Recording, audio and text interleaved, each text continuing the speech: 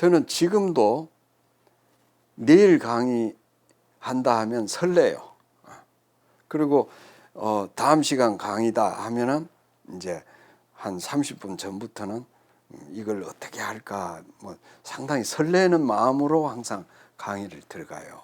그러니까 제가 30년 넘었지만 강의가 하기 싫다라든지 이런 건 전혀 저는 이해를 못하고 아직도 강의에 대한 그 열정 이거는 뭐 초임 때나 지금이나 저는 똑같다고 이렇게 생각합니다. 네. 좋은 수업이라는 거는 이제 그 명강의를 해야 된다는 거잖아요. 그래서 저는 명강의의 정의를 이렇게 생각합니다. 하나는 재미있는 드라마를 연출해 줘야 돼요. 강의를 통해서. 재미있는 드라마라는 것은 이공계 과목이 아무리 어려워도 학생들이 호기심을 불러일으키는 내용을 가지고서 이걸 드라마처럼 잘 엮어주면은 이제 지난 시간에 강의 내용은 이런 드라마였다. 이번 시간에는 이런 내용이다. 또 이제 다음 시간에 할 건 이런 내용인데 굉장히 궁금하지. 연속극 가듯이 이렇게 궁금증을 항상 던져주면서 이렇게 하고 그러니까 한 편의 드라마를 연출하고 연기한다. 이게 이제 명강의의 첫 번째 조건이고 두 번째는 강의를 끝나고 나서 학생들이 조교수 강의 들으니까 다 따라가고 모르는 것 없이 이해가 되더라. 이렇게 해야만이 이게 그 성공한 강의거든요. 이렇게 강의 듣고 나면 내가 혼자 공부했을 때 도저히 그 이해하기 힘든 내용을 강의를 통해서 다 이해했다. 뭐 이 두 가지가 아마 만족해야 좋은 강의가 아닌가 그렇게 생각합니다. 네. 제가 이제 하나의 드라마를 이렇게 연출하는 방식인데요. 그러니까 저 혼자 막 떠들어 버리면 학생들이 자칫 지루한 감을 갖거나 수업에 집중이 덜 돼요. 그러니까 저는 강의 초반부터 출석을 안 부르는 대신에 사실 출석 부르면 한 5분 이것도 아깝거든요. 그 시간에 지난 시간에 한 걸 반드시 질문을 합니다. 복습을 철저히 시키는 거죠. 그러면 이제 질문에 대한 답을 못하면 이제 답을 할 수 있도록 이제 쉬운 이야기부터 이렇게 하면 이제 학생들하고 이제 질의응답 하는 가운데 다른 학생들도 이게 정리가 되거든요. 그래서 질문을 많이 하고 그리고 강의 시간 초반에 저는 굉장히 분위기를 잡는 게 굉장히 중요하다고 봐요. 그러니까 이 강의가 결론적인 내용이 뭐다. 요러요러한 내용이 굉장히 궁금하지 않느냐.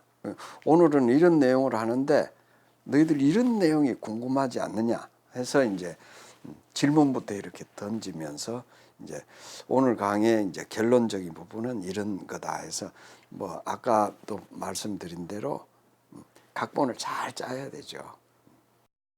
제가 항상 후배 교수들한테 뭐랄까 잔소리 비슷하게 하는 게 있어요. 실패한 강의는 자칫 교수가 자기는 많이 안다 이거예요. 많이 알기 때문에 자기가 이건 알겠지 하고 가르치면 학생들은 모릅니다. 쉬운 것부터 시작해야 돼요. 아주 쉬운 데서부터 쭉 끌고 가야 된다고. 학생 수준에 맞게 쉬운 내용부터 시작해야 된다. 강의를 처음부터 어려운 내용부터 끌고 가면 절대 못 따라갑니다. 우리 학생들은. 그러니까 학생 수준에 맞는 강의를 재밌게 해줘야 우리 학생들한테 이제 도움이 되고 학생들이 이제 만족하는 강의가 된다. 그래서 후배 교수들은 맨날 이런 잔소리 합니다, 제가.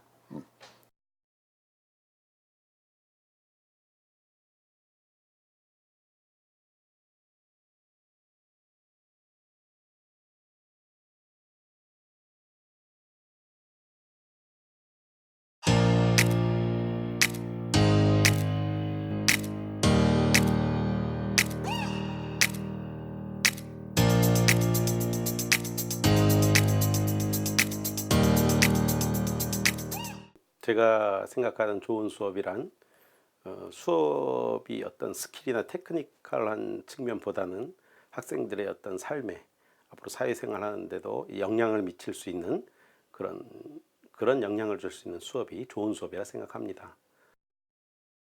저의 수업 준비 방법은 사전 단계, 그 다음 바로 직전 수업 단계, 준비 단계로 이렇게 나눠지는데요. 학기 수업이 이루어지기 전 방학 때 철저하게 한 달에 걸쳐서 강의한 준비를 합니다.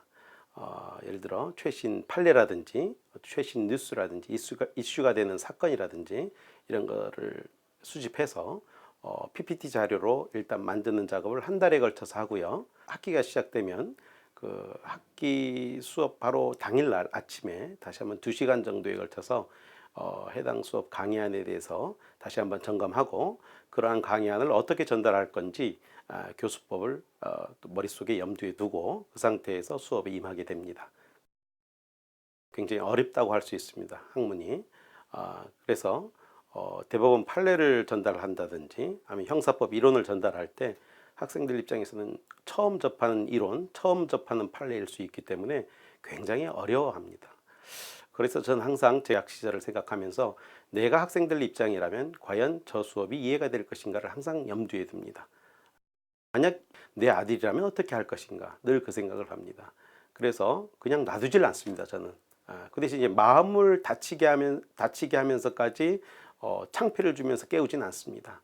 그래서 누군지 잘 주시했다가 따로 개인 상담을 하거나 아니면 수업 중에 있는 질문들을 부드럽게 전달하면서 그 학생이 자기도 관심을 받고 있구나 이런 걸 느낄 수 있도록 늘 지도에 신경을 쓰고 있습니다.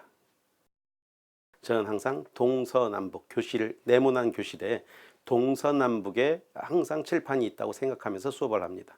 그러므로 저는 동서남북으로 늘 왔다 갔다 하면서 학생들의 주의를 환기시키면서 수업을 합니다. 앞으로 뒤로 옆으로 들어가서 사이사이 들어가서 질문을 하고 그러면서 주의를 환기시키고요. 그래서 졸거나 아니면 엎드려 있는 학생들이 수업에 집중할 수 있도록 늘 애쓰고 있습니다. 역할극 내지는 상황극이라 할 수 있습니다. 저 혼자 하는 저만의 상황극이 있을 수 있고요. 예를 들어 어떤 범죄 상황이 있으면 저 혼자 범죄자가 돼서 학생들 앞에서 혼자 연극을 합니다. 상황극을 하고요. 또는 이제 경찰 입장에서 혼자 상황극을 합니다. 그럼으로써 학생들이 그 사실관계, 판례의 사실관계를 쉽게 이해할 수 있도록 노력하고요. 또 학생들이 직접 참여해서 2인 내지는 3인이 같이 참여해서 저와 함께 같이 역할극을 하는 그런 수업 방식을 채택하고 있습니다. 저만의 노하우죠. 우리 광운대학교는 교수학습센터라는 곳이 있습니다. 수업에 대한 철학 내지는 수업의 스킬, 테크니컬한 측면을 교수님들께 제공하고 있습니다. 굉장히 양질의 특강들이 마련되어 있습니다.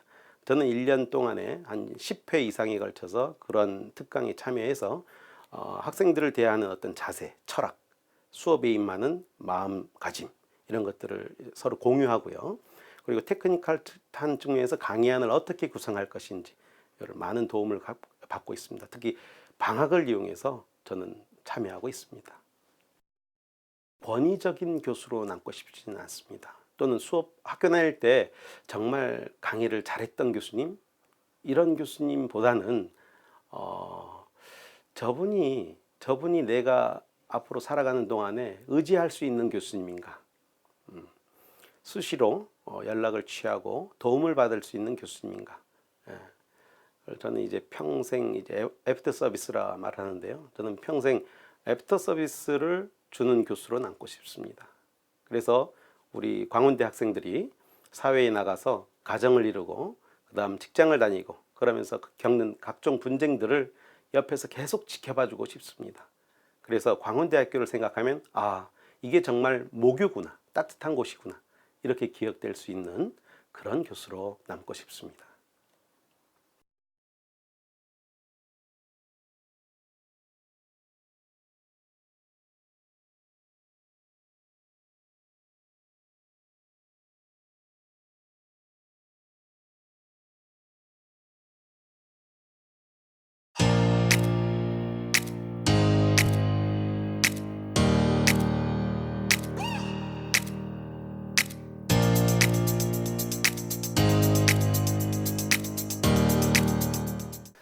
학생들이 일단 수업을 통해서 뭐 새로운 것도 배울 수 있고 많은 걸 배우면서 좀 지식도 채우고 깨달을 수 있는 그 학생들이 많이 얻어갈 수 있는 그런 수업이 좋은 수업이라고 생각을 합니다.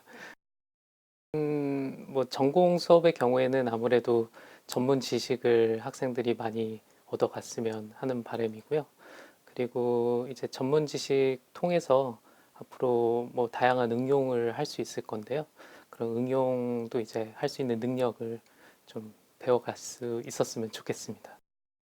어떤 공지사항 있으면 먼저 안내를 하는 편입니다. 그래서 앞으로의 일정이라던가 아니면 수업에서 좀 필요한 사항들, 그리고 그동안 이제 수업을 하면서 학생들 피드백을 이제 받는데요. 그래서 지난 수업에 이제 끝나고 나서나 아니면 뭐 수업 꼭 아니더라도 Q&A 이제 학생들로부터 받고 제가 대답한 그런 답변들 중에 좀 학생들하고 공유하면 좋을 답변들을 일단 공유를 먼저 하고요. 그리고 나서 이제 복습을 좀 해주고 지난 시간에 배운 거 요약도 좀 해주고 그리고 나서 이제 또 새로운 내용을 진도를 나가는 편입니다.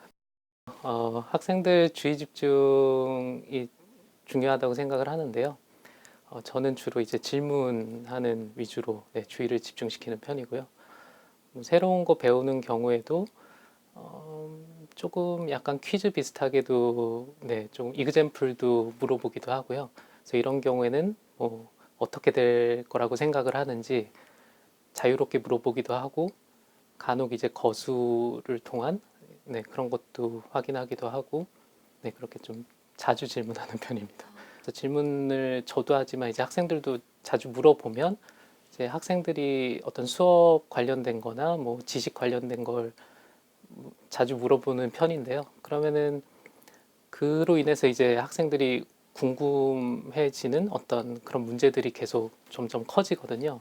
호기심도 더 생기고 그렇게 해서 일단 어떤 동기 유도도 하는 편인 것 같고요. 저는 학생들 피드백을 좀 중요하게 생각하는 편인데요. 그래서 수업 진행하면서도 자주자주 이제 피드백을 받으려고 하고요. 그래서 수업 중에도 이제 서로 질문을 많이 하다 보니까 자연스럽게 이제 피드백을 좀 많이 받는 편이고 수업 끝나고서도 이제 피드백을 많이 해주거든요, 학생들이. 그래서 수업 끝나고 이제 궁금한 거 있는 학생들은 좀 남아서 질문도 주고 그 강의 평가할 때도 이제 학생들이 종종 글을 좀 남겨주거든요. 그래서 물론 이제 좋은 글도 있고 저한테 이제 도움이 되는 글들도 있는데요. 그런 도움이 되는 글들 잘 이제 또 이렇게 반영을 하려고 노력하는 편입니다. 대형 강의나 학생들이 굉장히 많이 듣는 수업의 경우에는 그래도 교수법을 어느 정도 좀 알고 있는 거하고 모르고 있는 거하고 좀 차이가 있는 것 같더라고요. 그래서 그런 교수 학습센터에서 진행하는 다양한 교수법 특강들이 있었거든요. 그리고 워크숍도 있고 또 거기서 이제 뭐 참여할 수 있는 PBL이나 TBL 다양한 프로그램이 있었습니다. 그래서 저는 좀 이제 많이 참여해 온 편인데 도움을 많이 받았어서 그 진행해 주신 교수님들하고 또 교수 학습센터에서 이제 고생해 주시는 직원 선생님들 많으시거든요. 그래서 이 자리를 빌어서 좀 감사 말씀 드리고 싶고요. 어떻게 보면 이제 제가 그래도 학생들하고 수업 시간에 잘 소통하고 서로 이제 질문도 자주 주고받고 피드백도 학생들이 저한테 좀 자유롭게 해줬던 거는 이제 그만큼 학생들이 뭐 저를 좋게 봐주고 제 수업을 좋게 봐준 그런 게 있는 것 같습니다. 그래서 다 어떻게 보면 학생들이 저한테 이제 도움을 많이 준 것 같고 그래서 그동안 제 수업 이제 열심히 들어준 학생들한테 감사 인사드리고 싶습니다. 감사합니다.